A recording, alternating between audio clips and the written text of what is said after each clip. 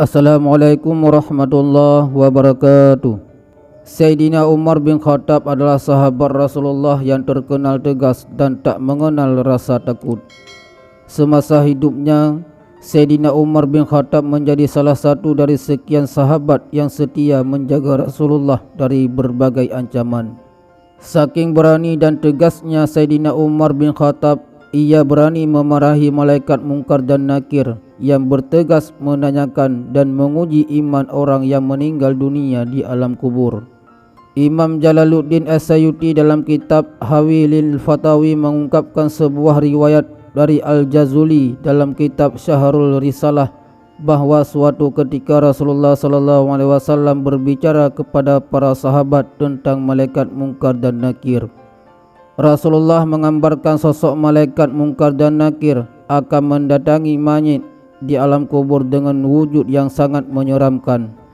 Digambarkan bahwa malaikat Munkar dan Nakir berkulit hitam, bengis, keras dan mewakili semua sifat-sifat buruk dan menakutkan. Sabda Nabi Muhammad SAW, ketika seseorang telah diletakkan di dalam kuburnya, maka malaikat Munkar dan Nakir mendatanginya. Keduanya adalah malaikat yang keras, kasar, hitam, kebiruan warnanya seperti malam yang gelap gulita.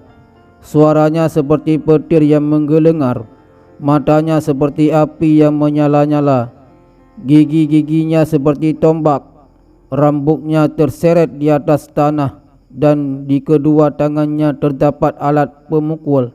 Jikalau jin dan manusia semua berkumpul untuk mengangkatnya, maka tidak akan mampu.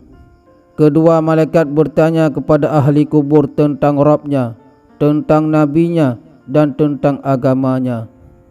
Sayyidina Umar bin Khattab kemudian bertanya kepada Rasulullah setelah beliau mentutur soal sosok Munkar dan Nakir. Wahai Rasulullah, apakah saat di kuburan nanti aku sebagaimana sekarang ini? Tanya Umar. Ya, jawab Rasulullah. Kalau begitu, demi Allah, akan aku lawan kedua malaikat itu, kata Umar bin Khattab menimpali.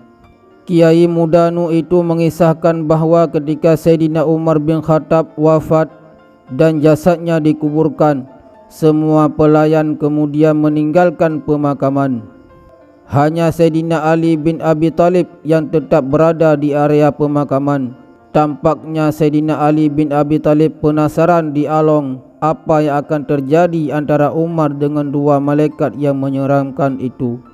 Sayyidina Ali meminta kepada Allah Subhanahu wa taala agar mukasyafah dibukakan tabir. Oleh Allah Subhanahu wa taala, permintaan Sayyidina Ali tersebut dipenuhi. Atas izin Allah Subhanahu wa taala, Sayyidina Ali dapat melihat dan mendengar dialog antara Umar bin Khattab dengan malaikat Munkar dan Nakir. Awalnya Sayyidina Ali dalam pikirannya menduga bahawa Umar bin Khattab akan takut saat didatangi dua malaikat tersebut. Tapi nyatanya Umar bin Khattab tidak takut sama sekali.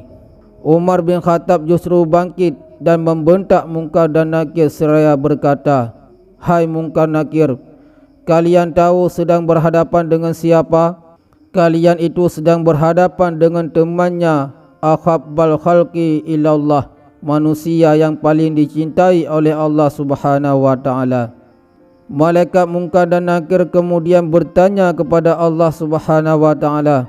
Allah Subhanahu wa taala kemudian memerintahkan agar malaikat Munkar dan Nakir lebih agar sopan ketika menghadapi orang mukmin seperti Umar bin Khattab. Sejak saat itulah malaikat Munkar dan Nakir tidak melulu datang kepada mayit dengan wajah yang menyeramkan. Wallahu a'lam bisawab.